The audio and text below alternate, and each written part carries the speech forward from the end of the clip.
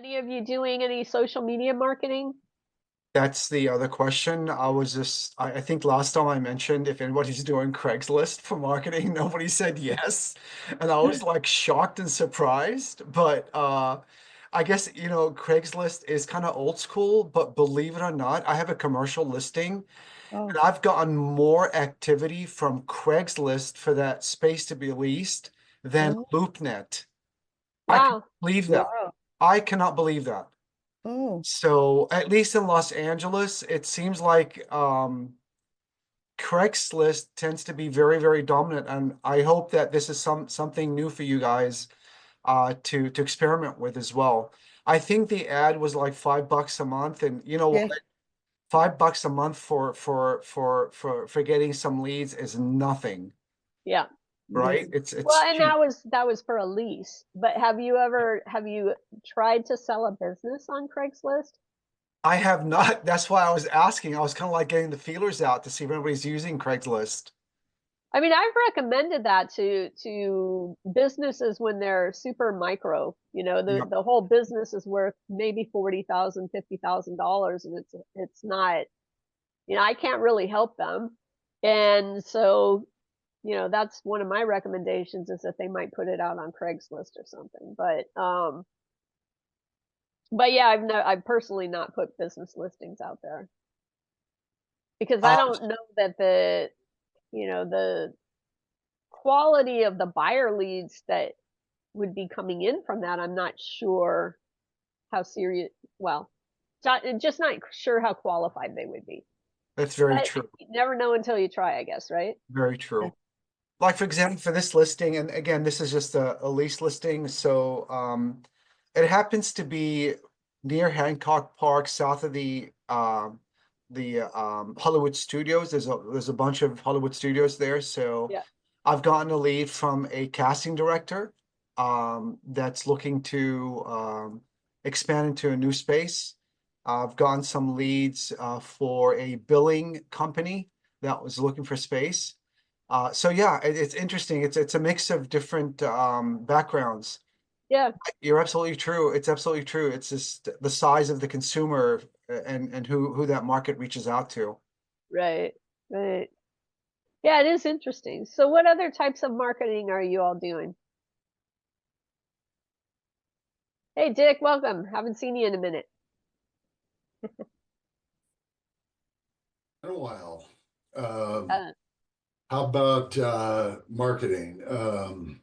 I like cold emails, actually, those little short ones. And I use Apollo, and I use Apollo seems to be pretty good with LinkedIn. It connects with LinkedIn, so it comes up with pretty good email addresses and owners that or buyers. I'm trying to reach out to both buyers and of course people to list, but yeah. on both sides. My feeble attempts, I'm using that and a system called let's see, Smart Lead app, Smart Lead AI, and Smart Lead uh, allows you to set up several emails. So I've had trouble. I don't know if any of you have had been kicked off of email provider at all. I have. I've been kicked off two now. They said, well, these aren't people that have opted in, so you can't utilize our service if they're not opted in. Has anyone had that problem? Who are I'm sorry, hi Dick, this is John Shamoon. The email providers that you were talking, is this like the MSN, like Microsoft or Google? Which, More like MailChimp and Constant Contact, those ah, types of email service Uh, providers. it's someone that actually will send the emails out. Now, Smart, let me make it sure it's right. You can look it up. It's pretty powerful. It's called smartly.ai, and it's designed for cold emails. Yeah. It's designed for it. And I have like seven different domains. I have like 20 different email addresses, and it does a backside checking of those. I use Namecheap for 29 bucks a month or 20 bucks a month, actually, for all that. It sets them up, and then I renew that every month, and I've got these 20 different emails that I can send out, but it all kind of, I can bring it back into Dick at BXB Business Brokers. But I'm not sending out on my main domain. That's the point I'm getting at. I'm not doing a very good job here explaining. That's really interesting. Can I follow up with a question? I don't know if I can answer it, John, but yeah, So the 20 different, well, yeah, I know you can, yeah, I know you can answer it. So, the 20 different emails, that you've set up, you said it's going through name. cheap, name cheap. Okay. Yeah, name cheap. So you have to set these up and you have to be hosted someplace. Okay. You can spend thousands of dollars doing these kind of things, or hundreds at least. And Namecheap is very good. They have the best service. I've commented to them. They have the best service of any online service provider that I've ever dealt with. And it, you know, Namecheap. And but you don't go there first. You go to someone like this uh, service that I'm talking about, and they'll tell you we need all of this, and they'll do it for a price. They'll set it up for you. Like smartlead.ai Yeah, or, okay. that's right. Smartlead.ai. And it's a campaign. You set these campaigns up, and it you don't. And there's a trick to this cold email thing. When you send a cold email out to a business for listings, let's say, you send it's very short, and you might say something like, "I've got buyers for your business. Um, are you interested?" And something almost that short. And then if they don't respond, it sends another one, and you say something different. And there's test subject lines too. You can put A, B, and C subject lines in there. If you're not a techie, don't do it, but you go hire it done. And there's a company that I used for 1,500 bucks a month, and it was well worth it. I got leads. I got good leads, and it was just what I'm doing. But I'm cheap, and so I'm doing it myself. Are Uh, you still using that $1,500 a month, service company or no? no, no, because it's the same thing. It's a duplication of what I was paying them for. Okay. And this is Okay. much less expensive the way I'm doing it. Plus, I was getting too many leads. I'm lazy. I'm old. I've got a lot of gray hair. I don't want to work that hard. I have to ask, what is the name of that company for 1,500 bucks? Um, Guy's name is Christmas. His last name is Christmas. You put your email down in the chat, or email me, John, I and will. get it back to you at the end of. I don't know what it off the top of my head. I'd love to explore that. I think, that's well worth the investment if you can't handle the leads. I mean, obviously, maybe a bunch of them would be, worthless, but They're you can good probably. leads. They're good leads. They tell you and they respond. They say they're interested or not interested, and it's a very and he uses smart lead. That's what he used. That's how I even on my tab here, I call it Christmas emails. And but that was the guy's name, or he called himself that. He's from another country, just saying. And but he was well organized, and that's what he does. And I don't know if he still charges the same or not, but he used me as an example of success for his business. And I had to turn him off because, like I said, it was just I had to follow up, and you need to follow up, right? Of course, absolutely.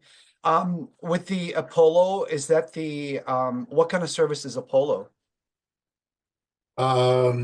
That is a basically a lead gener. I mean, if you want manufacturing, or if you want a person or a company, it's a search engine for that kind of company. And Apollo, uh, seek it out. There's a lot of competitors out there. I've used most of them. This is the one I like. And not everyone likes the same thing. I mean, I like hamburger, and some people like steak. It's pretty good though, and it interfaces with Pipedrive, which is what I use for my. I use Pipedrive as well. Mhm. Is it Apollo.io? Prospect smarter, close faster. Is that what that is? Let me click on my link here. I am so glad we're having this conversation. And it also interfaces with your website. So if you're searching on, let's say LinkedIn or any website, Apollo. I think it's Apollo, the way I pronounce it, Apollo. Yep, Mm. yep. It'll open up on the side. You can click on it, and it'll give you emails on that website you're on. So on LinkedIn, it's connected with LinkedIn and Gmail and Google Calendar and what else? A lot of them. So I've got extension enablement. I'm just looking at it here. I'd be glad to share my screen on the Smart Lead AI, but Sure, just go to ahead. show you. You want me to do it? Sure, why not? I think it's interesting. Why not? Oh, this is fantastic, Don't you judge me. guys. I mean, I'm Don't doing judge. something similar, but I'm using something called instantly.ai, but same thing, Apollo, and then I have an Apify actor that'll scrape all the leads off of Apollo, scrape all the my searches, and then run them through a process to create customized emails that it puts over in instantly in the campaign. And I'm so not sure what I'm just started sharing. doing that. Um,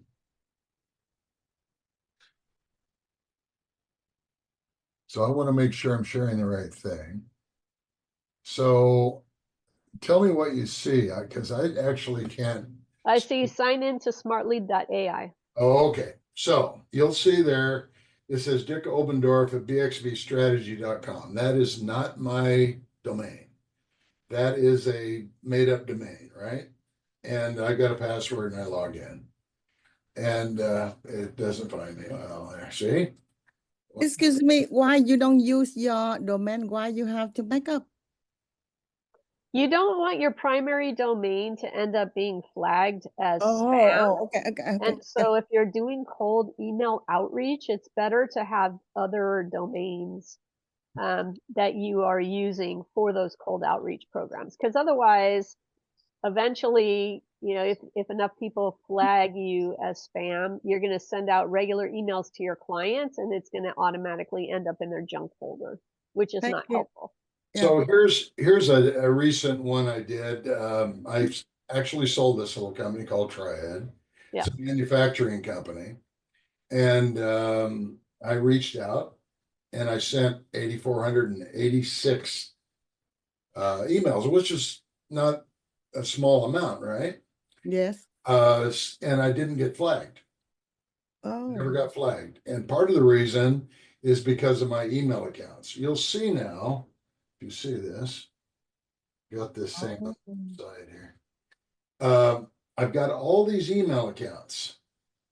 BXB Solutions, I've got 3 there. BXB Partners, I've got 3 there. BXB Management, and they're all checked out, right? The daily limit is 30. I'm not sending any more than 30. And there's a From warm, each account. Yeah. and my warm up is 100%. So I have no issues with any of these. So this